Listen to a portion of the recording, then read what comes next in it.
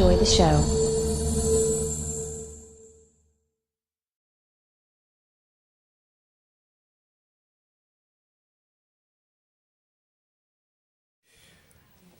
Diary of a Wimpy Kid, the Long Haul is the newest Wimpy Kid film based on the book of the same name by Jeff Kinney and is directed by David Bowers.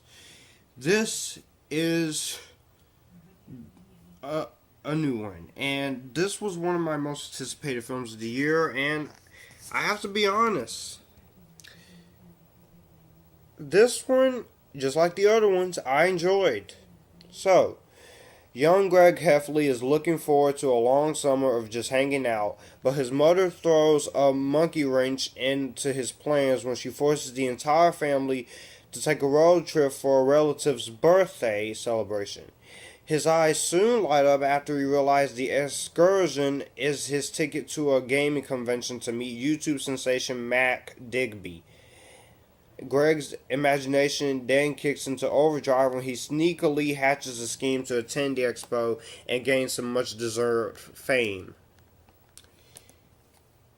This is the newest one, and this movie has...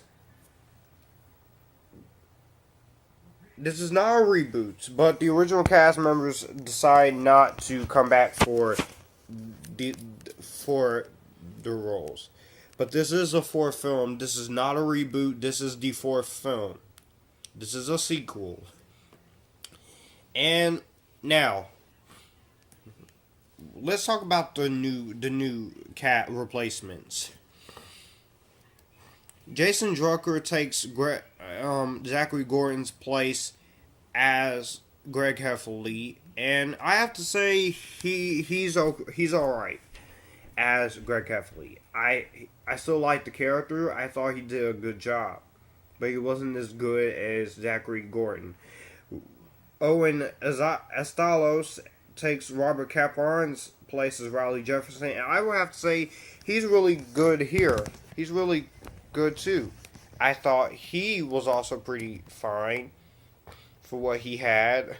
I will say that he's pretty darn good. So then we also have Charlie Wright as Roderick. Devin Bostick didn't come back at either, and that is regardless. This movie made money, but it's gotten backlash, and it doesn't deserve it. I feel like this movie is underrated. I felt like he was okay as the character, but everyone else does a good job. You got Alicia Silverstone here, still beautiful, still gorgeous after all this time. Tom Everett Scott takes the helm of the dad, and just the acting is fine for the most part. Now the writing is hit and miss because there are jokes that works and there are jokes that doesn't work. Part of the reason why I like the first three Wimpy Kid movies because the jokes in those they worked. Even some of them I didn't like, they still worked. Now this movie does suffer a little bit because it's a different writer, and we don't have the same actors. But doesn't mean the movie's all bad. It's just that some of the writing could have been a little better. The directing is pretty good for the most part. Music is still fine. The cinematography still looks good. The movie is not too long. Is just as short as the other ones, so that's pretty nice.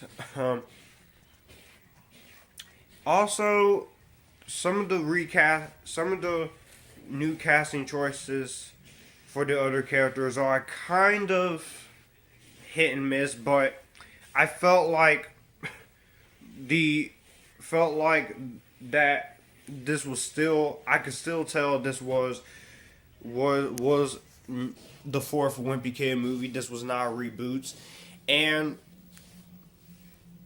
in many ways I enjoy myself. So yeah, I will give Diary of a Wimpy Kid the long haul. I'm going to do it. I'm gonna give this movie a. I'm gonna give this movie a highly recommended. I would recommend you check this out if you're a Diary of a Wimpy Kid fan, but if not, okay. But this movie is underrated. It did not deserve the hate it's getting. This is not as bad as The Boss Baby, or The Emoji Movie, or Transformers 5, or The Bye Bye Man.